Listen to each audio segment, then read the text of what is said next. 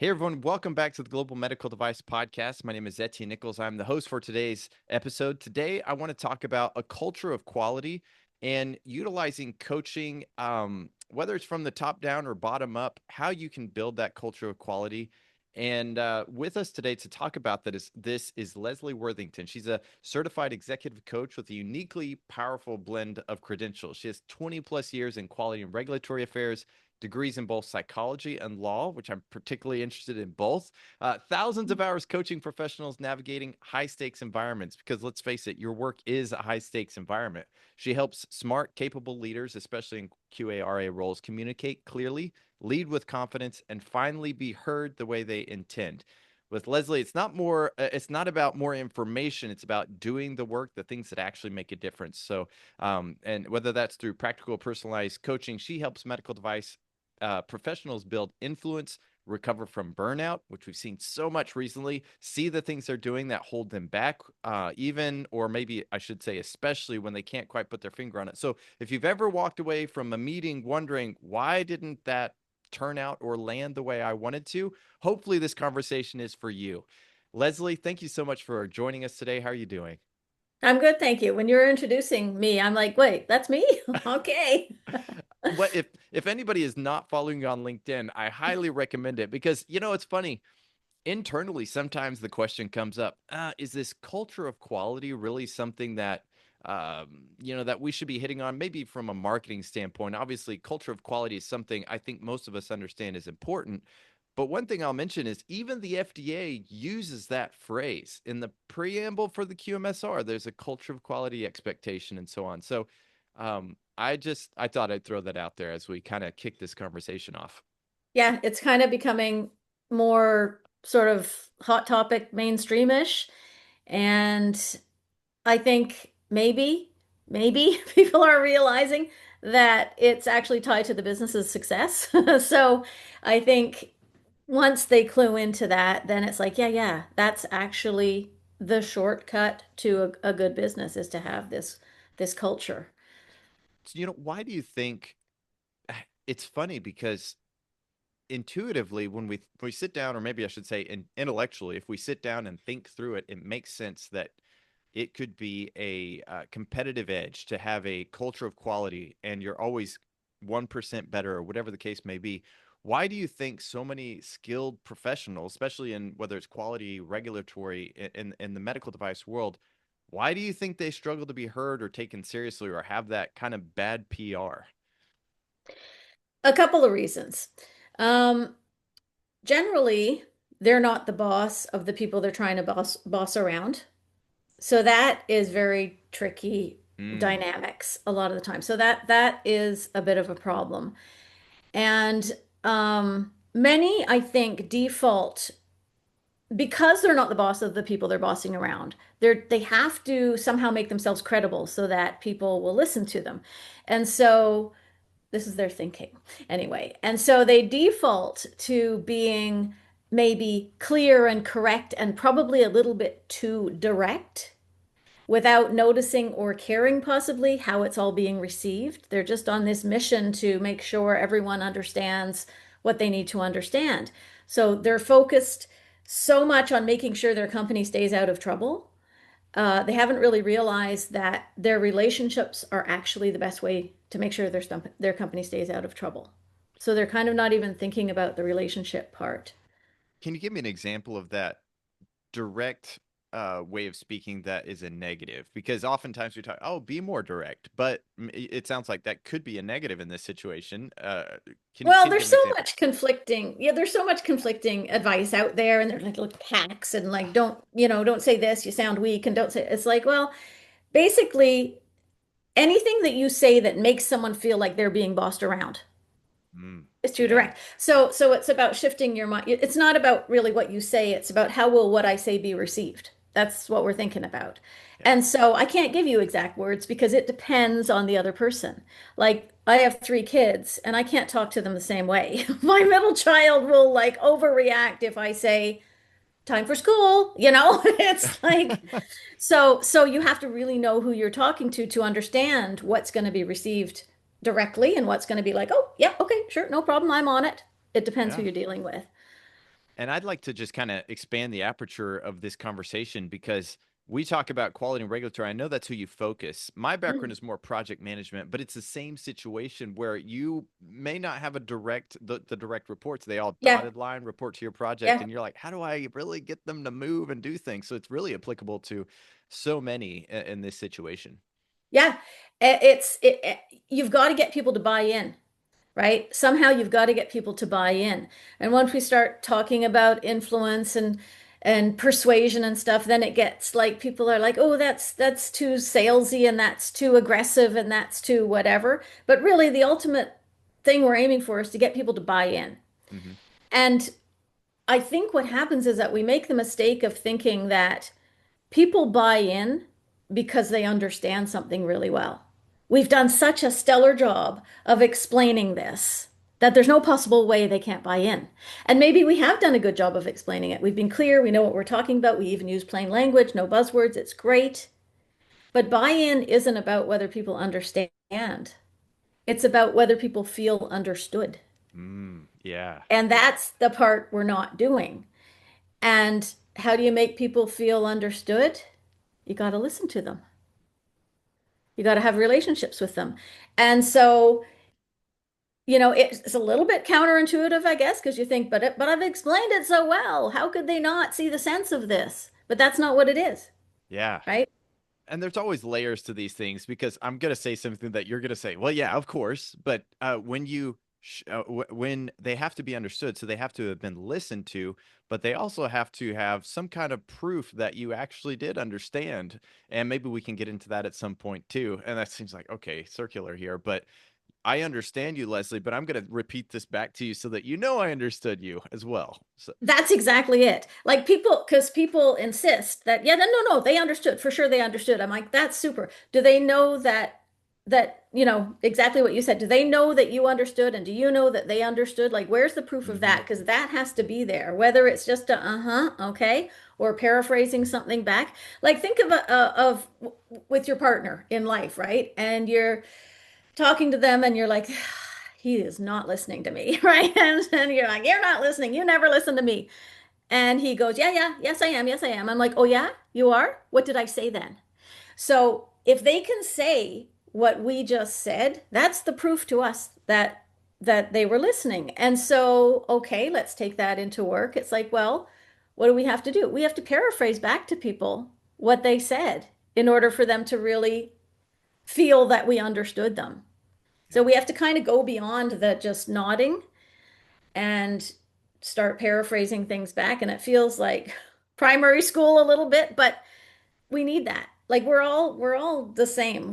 We just want to be heard and appreciated and understood. And if we can just remember that, everything's going to be easy, right? Yeah, I've actually seen where someone may voice an idea or something that they would like to happen, and it's clear that they've been understood. So someone recognizes it and say, "Yeah, that's a really good idea for X, Y, Z. I can totally see that producing this outcome, but for these other reasons, we've decided not to do that." And so that person feels validated. They walk away saying, Yeah. "Okay, this is a great plan, but we didn't even do your idea, and you're backing the plan." So That's yeah, it. Like think about like with kids, right? If you just let them have their say, if you let anybody have their say, whether you go with their plan or not, they just feel better about it. And yeah. they'll more likely go along with it with a little less kicking and screaming. Okay, I could spend a lot of time on this because Right? listening is so important, but I'm sure there are things that we're doing to kind of cut ourselves off at the ankles. I hate that maybe, hopefully, nobody's a visual thinker out there. What are the hidden things that we do to just kind of undermine how we're coming across when it Um, seems like we do everything right? yeah. So this is just a human problems because we have egos. So all of this, it's not like role specific. It's not just quality people that have these problems, but the biggest problem really is that we're failing to think of the other person. That's Yeah. it, right? Our egos are just in the way. We're not thinking about what matters to them, and we're only charging forth with what matters to us. And we have to sell what matters to us from the angle or lens of what matters to them. We just think, oh, we have to do this. It's the law, or that's what the standard says. When Hmm. the average person probably doesn't even know what a standard is, right? So it's like, so then we end up using too much jargon. and we assume this is a big problem. We assume people know more than they do. And Yeah. that's why this listening can really help. And learning to ask better questions to kind of assess people's knowledge, but not in a interrogation sort of way, just in a, curious, what does this person know? I think a really common problem quality people have is over explaining things, saying too much, using big fat words, in an effort, again, I said this earlier, in an effort to sort of prove their credibility. Like, I know what I'm talking about. Trust me. Let's just do this. Come on. Right? Like that's the feel they're trying to go for. But when people don't understand or they find you confusing because of the words you used, it's hard to build trust. Like, how much do you trust someone who's a little bit confusing? You don't. Yeah. And so if we come across as confusing, it's really hard to get that trust being built up. Another common problem, because we're almost apologetic sometimes because we're always asking people to do stuff that we know they probably don't want to do. So then sometimes we might come across like we sort of soften things a little too much and then make it a little bit unclear, especially if we're dealing with different languages. We might say, would you mind? Would it be too much trouble if you did this? And in another language, they might not realize that you're actually asking them to do something or telling them to Yeah. do something.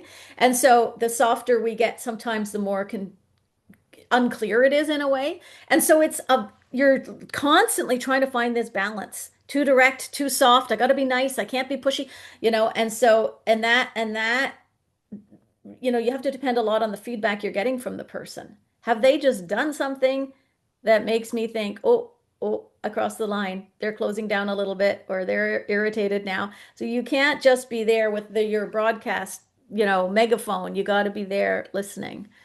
Yeah.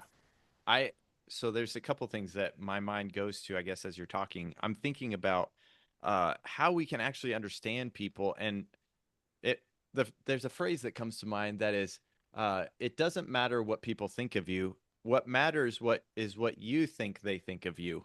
If Yeah. that so Yeah. I don't actually know what you are thinking right now. I know or I have an idea of what you might be thinking about. Um, so how do we actually understand? And I actually have an idea. I'm going to let you answer that first because I have so many other questions too. So your question is, how do we help? How do we try to understand what they are thinking? How are What we the other sure person- that we're on the right track with what we think that yeah, what So they're this doing? is like what I just did now, asking you to like trying to get clarity of like what exactly are you asking right now? Am I right about my understanding of what you're asking? And that's what you do in real life. You ask questions to sort of assess have they understood. I can't even think of well that example that we just played out is a Yeah. good example, Yeah, right? It's just like absolutely. you just ask for, and the problem is, I trust you, you trust me. This is a casual thing. It's easy to ask that question. I don't feel like anything bad's going to happen. You're not going to fire me. You don't, Yeah. nothing. You're not going to feel insulted probably. But in real life, we take a chance. If there's not some trust there, if there's not psychological safety, we sometimes just button up. We feel like we can't ask certain people because they might perceive my question as questioning as opposed to just Yeah. curiosity, There's right? there's two things I think of. One is we don't want to say I don't know, but Yes. maybe a layer deeper of that would be I don't think I understand what you just said. And that makes I think that makes me feel dumb, but in reality, Yeah. what's amazing is they're like, "Oh wow, he's actually pretty self-aware to say that." Yeah. Yeah. Like it's like, am I going to be insulting this person? Or yeah, it is really tricky. But it's not as tricky if there's trust.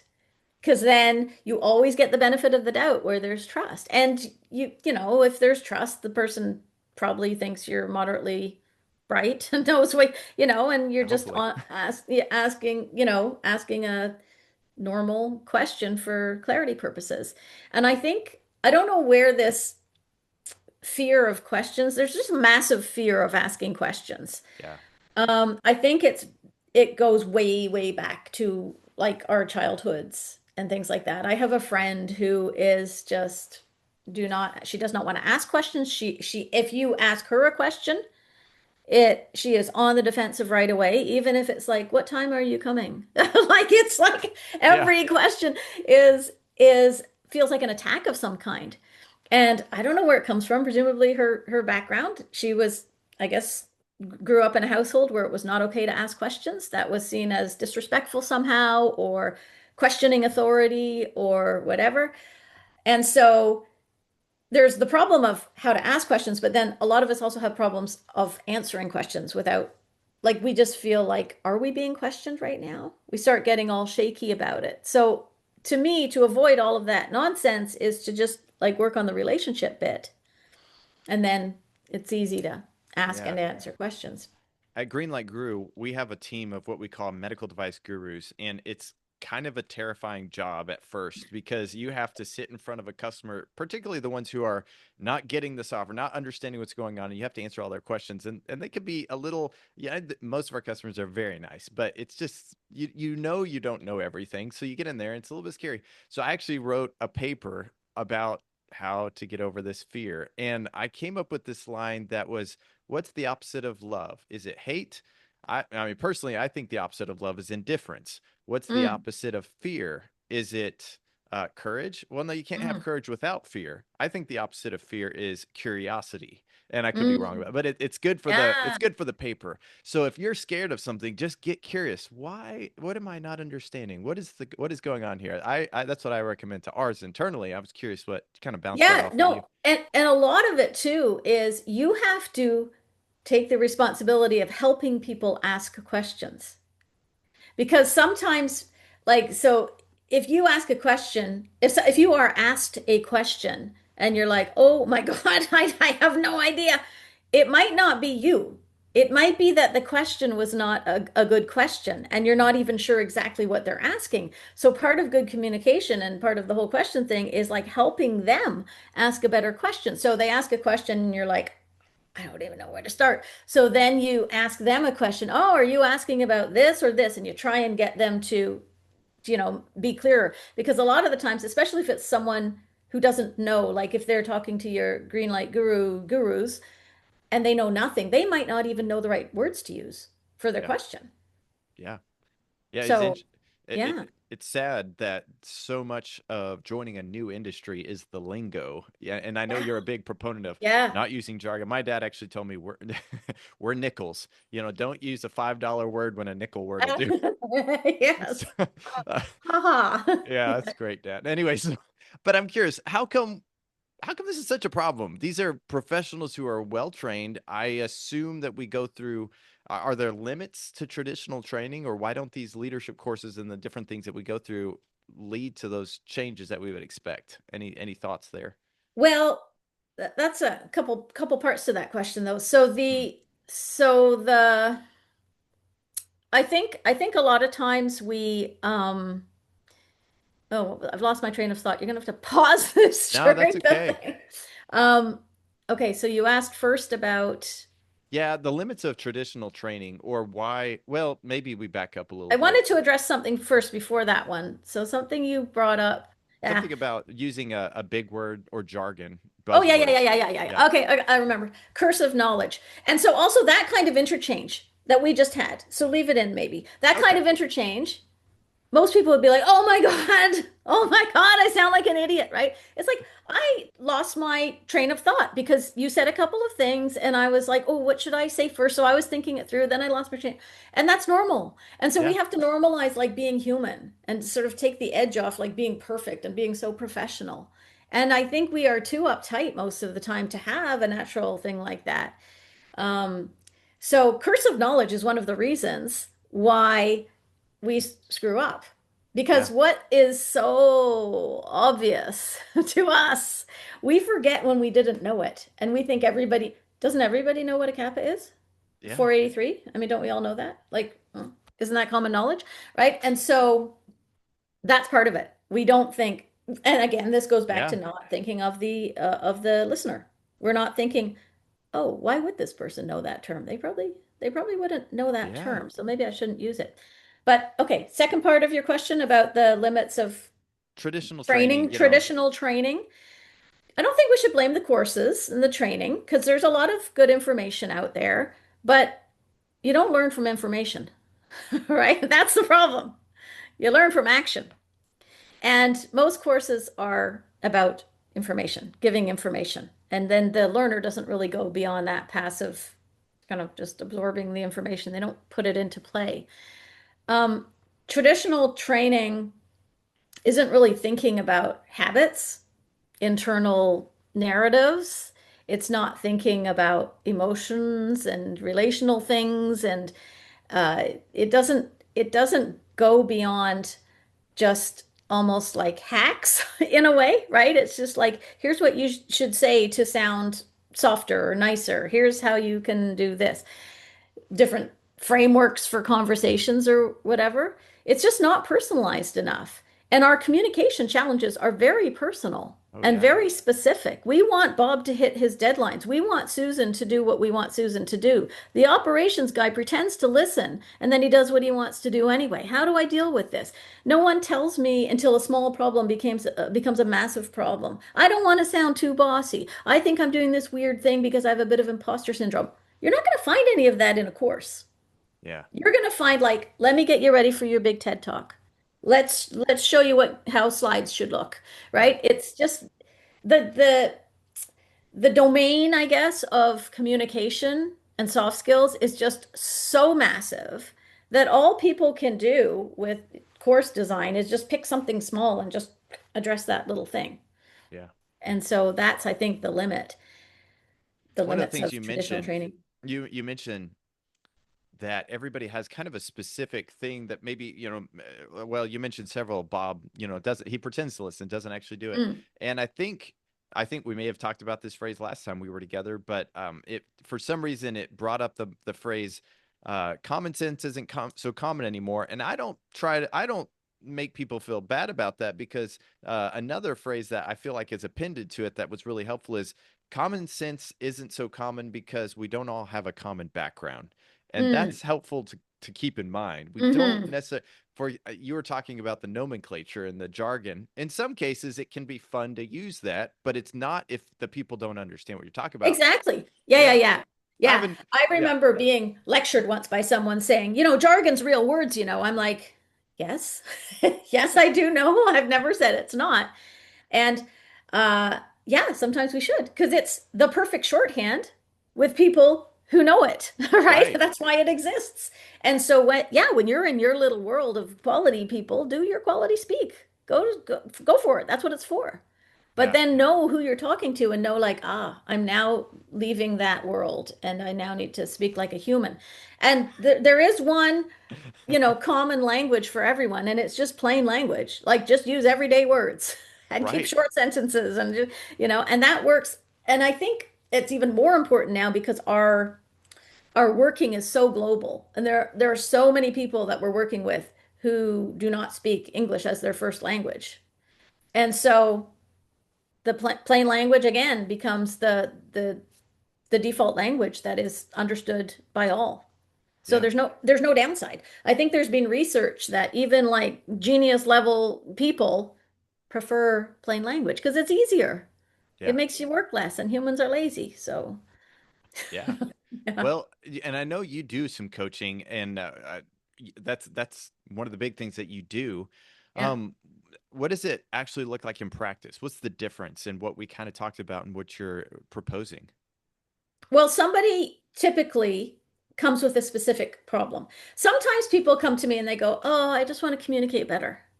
And I'm like, okay. So the first bit of that kind of client is like, okay, how has this showed up? What made you come here? Because there's always a symptom of this problem. And so what was the symptom in this Mm, case? And so anyway, they come with a specific problem most of the time. And it might be like, I've got a high stakes conversation coming up with the CFO. I'm trying to get money for a fancy EQMS, let's say, and okay. it's a hard sell, and I need to be ready. So it's like really working towards a specific goal like that. So the coaching begins. And then for that scenario like that, the coaching is basically helping people think. That's what coaching is. You're helping people think. And through that process, they see their blind spots. they magically solve most of their own problems. It's more like a partnership. I ask questions, they think stuff through. Sometimes I give advice, but once you start giving advice, you're no longer coaching. You're giving advice, Yeah. right? Coaching is just, it's just you arrive empty as the coach and you see what arrives and then you think together essentially. But people do want advice from time to time. So I'm like the hybrid person who I will give advice, but I make them work at it.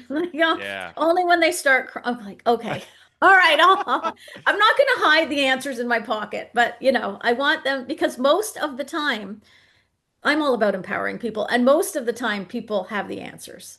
Because what I sometimes do, and this is tricky and nasty probably, I uh, I give advice when they are begging me, but I give advice I know they won't like. Mm. And that makes them go, no, but that made me think of this, right? Because you could tell someone exactly what to do, and they won't like that as much as they like coming to the exact same thing all by themselves. That's again just how humans work. So, in the case of coaching somebody through an upcoming important meeting like that, so then it would be helping them get clarity on like what specifically they need out of that conversation. Because a lot of times it's too, they're like, well, I just need money for the EQMS. It's like, okay, well, let's get specific.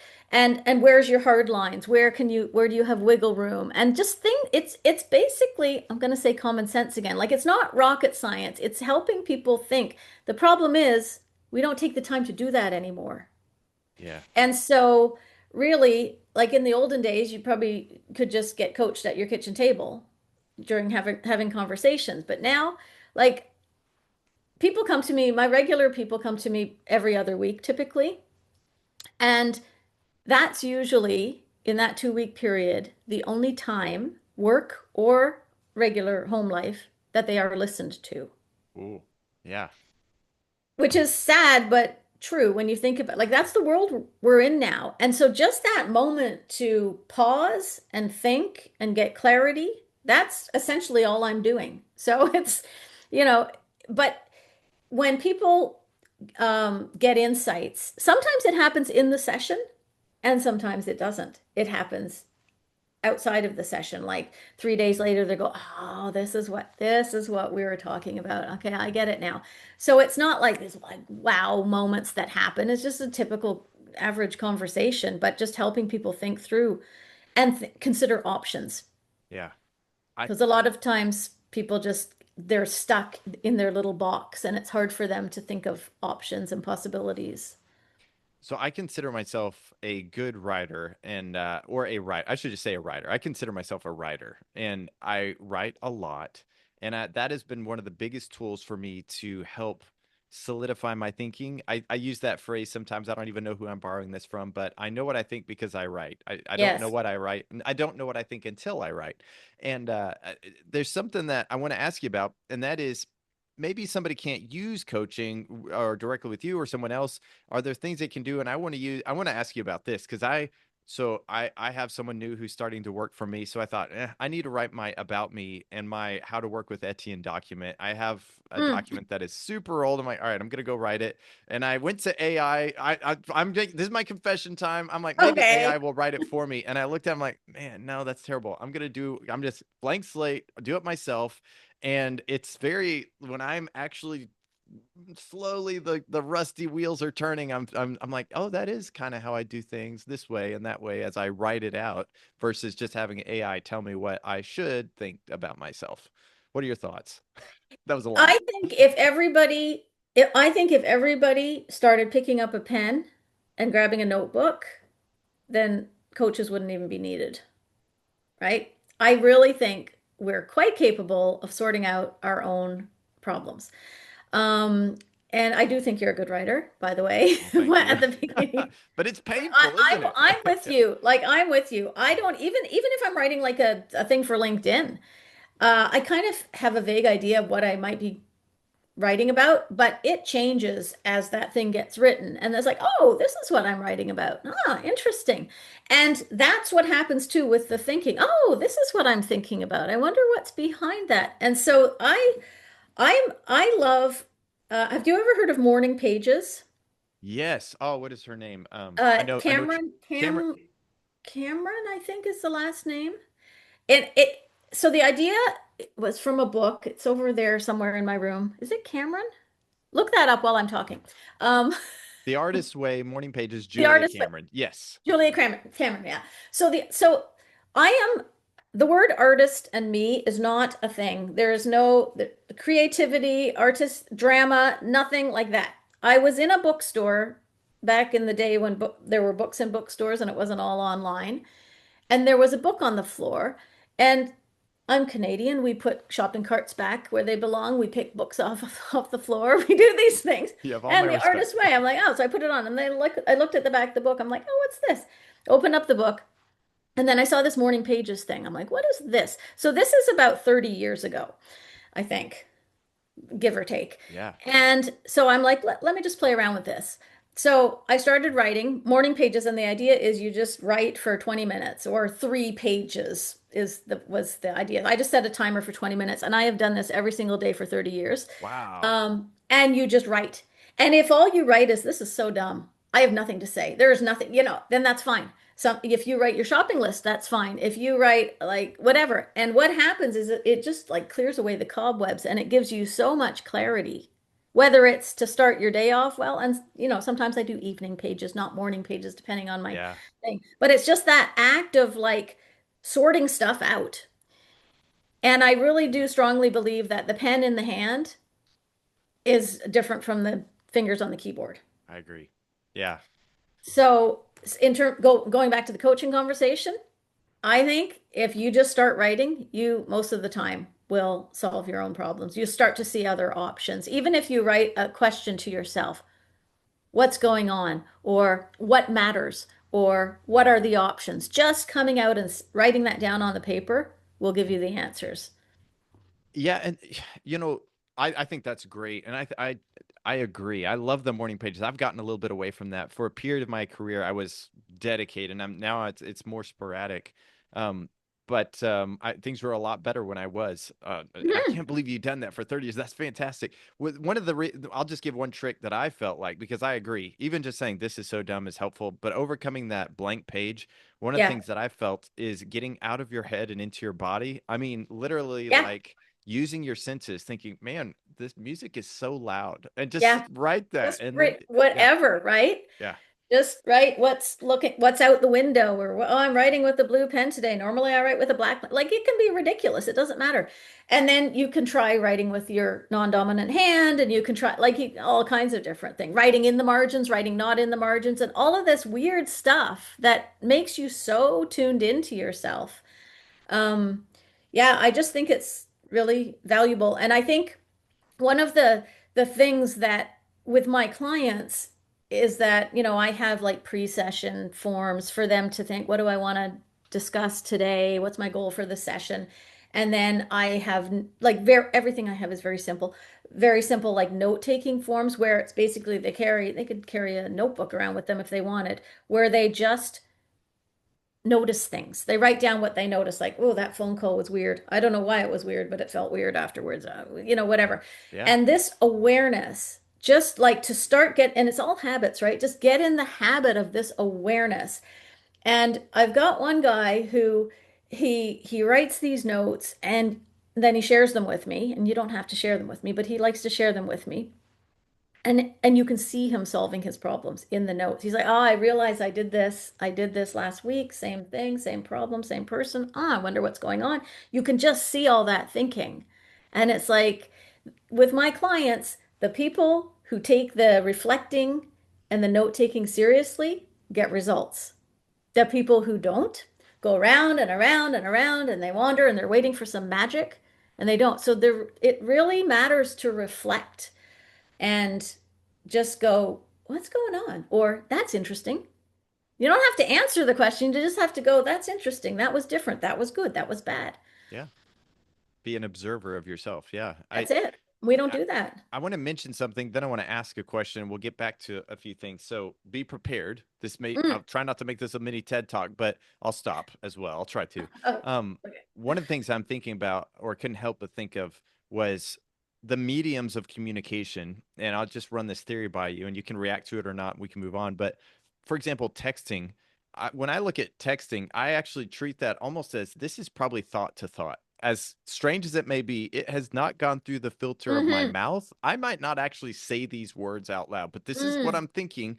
Same thing might be with a LinkedIn message or a LinkedIn post. Not that there's thinking, but they seem to be I communicate slightly different through different mediums, whether it's the mm. comments on a Google Doc, even versus a an email. An email tends to be a little bit more formal for me, even though I try to stay human. Yeah, All yeah, of these things have a slightly different communication slant, my Slack message, etc. I don't know if you have a yeah, theory or thought about that in building your influence, and if we go back to that. yeah, yeah, yeah. I think it's prudent for a company or a team to have a very clear communication plan in terms of how are we going to communicate different things? So certain things should be in writing by email. Certain things are okay for Slack. Certain things must be in, whatever, phone calls. I think having a plan for that is important. But I think I don't know if I've got really fully formed thoughts about this. I think that we have to be mindful of the channel that we're using Yeah. and think because I'm I think we had a little dialogue about I don't know if I responded to this actually, but you made a comment about your use of exclamation mark. Oh, I did Yes. reply because then I said explanation marks, which I think could be a thing. But but in exclamation marks, some people are like, why is she so mad? It's like, I'm not, I'm excited, Right. And Yeah. so when things are out loud versus with a face versus on paper, you have to be really, really mindful of how it could be perceived. Yeah. Yeah. And so you have to think more. You have to not just be sort of off the cuff. You have to think, should I phone? Should I text? Should I email? What's the right thing to do right now with this person and this situation? Yeah. So you're just always being very intentional about every bit of communication you do. Yeah, when used to, I had a weekly newsletter, and when I would write that, I would think to myself, I need to edit or write, however you want to look at that, for three different people. One for me, I'm just writing my morning pages, I'm doing my thing, Yeah. and I might cut off the this feels dumb or with the Mm. blue pin part, and now I'm into the meat, and that's what I may. So I write for myself first, then I write for my friends, the people who actually like my Yeah. writing. But then I also edit for my enemies. Not that I have Yes. many enemies, Like but what? Yeah. what What are are they they going to going to have poke fun at? problems with? And I think Exactly. we could probably stand to do that a little bit with our professional writing and our SOPs, for example. Yeah. Yeah. The first thing that came to mind right then, though, is sort of generational differences. Hmm. In especially like I feel like young people maybe who are used to texting and TikToking and that sort of way of are they don't have the same sort of filter mechanism that older people have. And then I'm actually losing my filter again as I get older too, because it's like life is Why too not? short. I'm Why just not? gonna say it. But but I think and so, at a workplace where you've got people in their 20s and people in their 60s, that it also is about knowing the audience. And Yeah. it's like, how's the best way to reach this young person here? Are they going to read the email? Probably not. They're not used to reading for more than 7 seconds in a row. So, let me think Yeah. that through. Well, and, Um, and I'll add something to that too, because I recently came across, well, someone and I were talking about the culture map, which I haven't read yet, but mm, they were explaining high context cultures versus mm. low context cultures. And I think that's probably not even just regionally, but psychographically Yeah, for or, sure. Yeah, across industries, across, generations, like you say. yeah. Personally, I love all the details. I want to know all the context. And Mm. maybe someone else from a CEO standpoint is like, give me the high level and what you're going to do about Yeah, it. yeah, yeah. Yeah, yeah, So, yeah. yeah. Yeah, and knowing that's about knowing the audience. So when I'm coaching someone and we're talking about how am I going to approach this CFO for money, it's like, well, how does this guy make decisions? Got to know that. How does he like his information? How does he like? Should you be having a phone call? Because maybe this guy doesn't like one-on-one, like face to face. Yeah. You got to know all that stuff, and that's part of the thinking through of coaching. Right. Like, and what's your plan for finding out what you don't know? Because a lot of times, like, I don't. How do I know? Well, what's your plan? Let's think of how you're going to find out what the missing bits and pieces of Sure. information are. And that allows you to prepare properly for the best chance of success in this whatever high stakes conversation is coming up. Yeah. I think that's right. I think that's a good way to look at it. Okay, the question I was going to get to was some people may be thinking, "Oh, you're talking about a lot of different tactics and so on." I thought this was about culture. And Mm, one of my definitions of culture for me, because it is a slippery subject, I like Seth Godin's the way he describes it. Culture is people like us do things like this. And mhm, that's kind of how I look at what is your company and how do you kind of define your own. I had a CEO that told me you don't go into a company and you love the culture and the culture's just raining down on you. You're just dancing in the rain. He's like, no, you are the rain. Kind of like when you're in mhm. traffic, you're actually not in traffic. You are the Yeah. traffic. You're part of it. So the culture is part of your job. If these are the things, if this is the kind of workplace you want to live in or be in, this is a big part. Your job is to maintain and start this cultural effect. What are your thoughts? Yeah. Culture is in my sort of definition of culture, it's the behavior. It's the value, well, I mean, it's the beliefs, values, mindset, and behavior. And the behavior is what reflects all of this. So like we make a beeline for behavior. We need you to do this thing. And we have to think, oh, wait, we've got to make sure everyone's got the same mindset here and the same beliefs and the same values. And we don't control a lot of that. A lot of times there is an existing culture. So you're not going to be like, oh, okay, we're going to build a quality culture. We're just going to plunk it in here and it's going to be magic. No, every company already has an existing culture. So you have to be aware of that. Right. And then you have to build this quality culture on top of it. And really, it's about the mindset. And so, do we change our mindset after a PowerPoint presentation? No, right? We change. It's just a slow thing, and it happens person by person, conversation by conversation. And so, people come to me, they're like, I need to improve my quality culture. It's like, well, how much time do you have? Because you're going to need a couple of years, Right. because we're talking about people and we're talking about beliefs. And so, and trust and all of that stuff. And so really, culture really is about the relationships and I'm trying to bring it back to you saying you are the traffic, you are the rain, but That's it's like okay. your behaviors are the culture in a way, Yeah. right? If we took it down to the person, the specific person, I had an issue, and I know we're close on time, so apologies for this. So I had a project management course where I was an accidental project manager, and they sent me to emergency training, so to kind of give me my engineering a lobotomy so that I could make decisions quickly. And one of the trainer looked at me. They said something and I guess I made a face or something, but they said you need to understand the politics and embrace the politics of your organization. And she looked at me and said, you don't like that. Out of 40 people, she singled me out. I'm like, no, I don't like it. Why would I want to have to understand and play politics? And she said, if you don't understand the politics, if you don't embrace them, you're not going to be able to protect the people and help the people who don't. So I'm curious what your thoughts are because we don't like the playing politics thing, but No, how can I build influence and yeah. and what's the way there?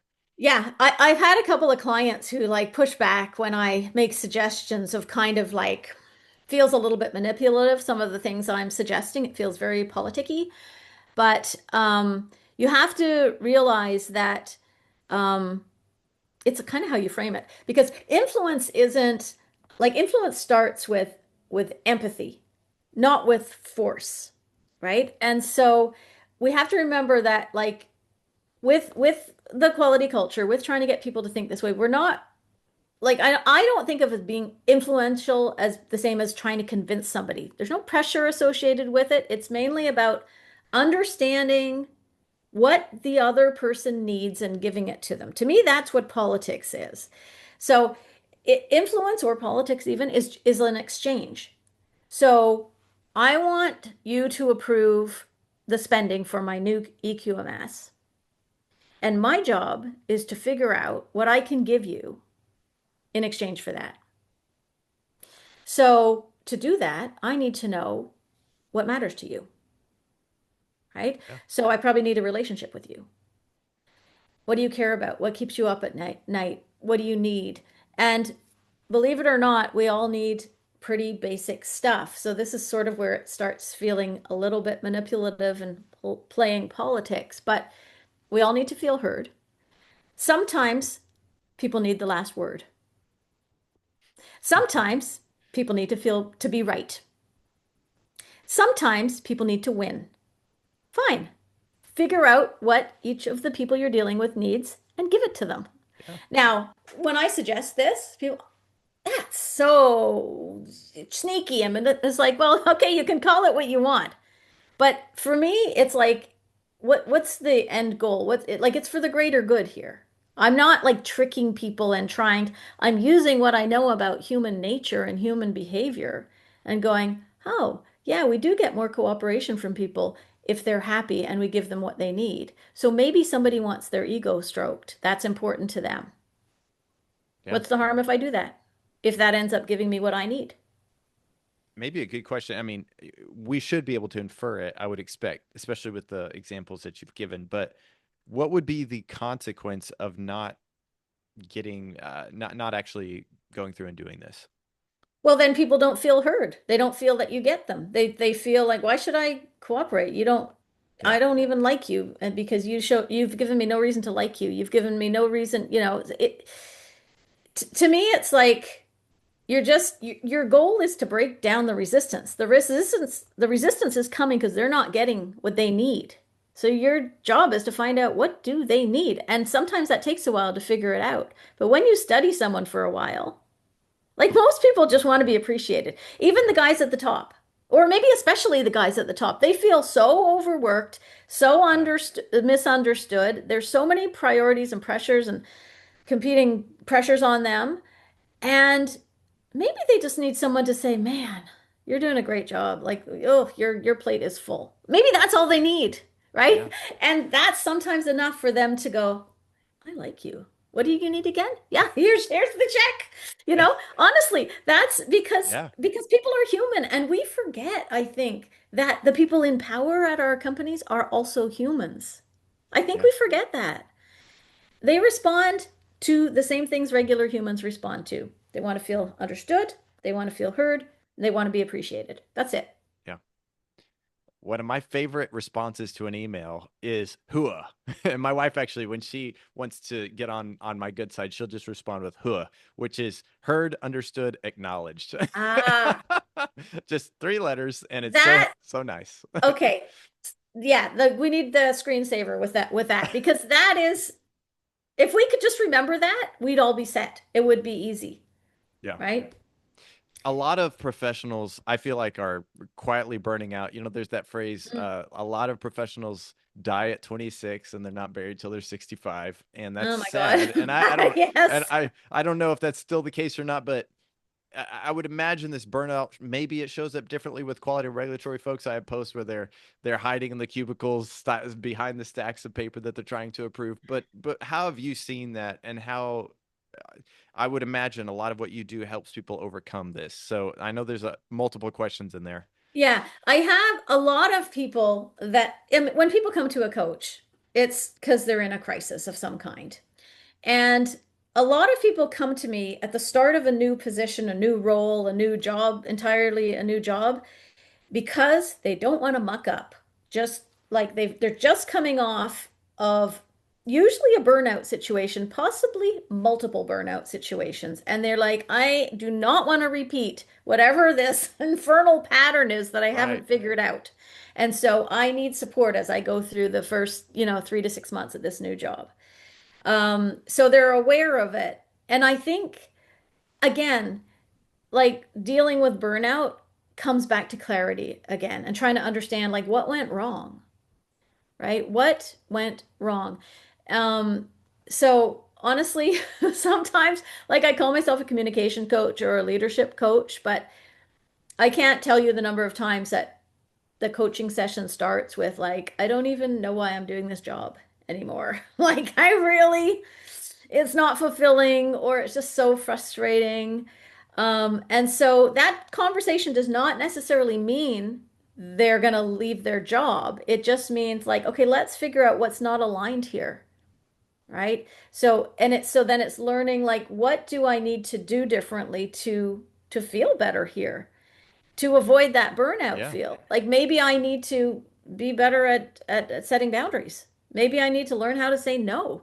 Maybe 100%. my imposter syndrome is so ridiculous that it's just draining me every day, and that's why I'm feeling burned out. Maybe that I need mindset work. Yeah, And so, it could look burnout could look like anything. Most of the time, I think burnout looks like just like flat, like you've lost your interest. You're like just going to work, getting the paycheck, and hoping for the best. You've almost like surrendered.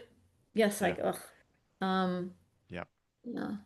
If you if you had one takeaway for the audience after this conversation, what would that one takeaway be? The one thing that you would hope they would think of in months and years to come. Okay, I have to give two. I have to I give love two. it. Okay. That's fine. Okay. So one, I think, and we covered this many times in many answers today, we have to think of the audience, the other person, the person we're speaking to. Okay. We have to change our perspective. We have to think like, we have to not say, right now we're saying, why isn't my message landing? It's so clear. That's what we're thinking right now.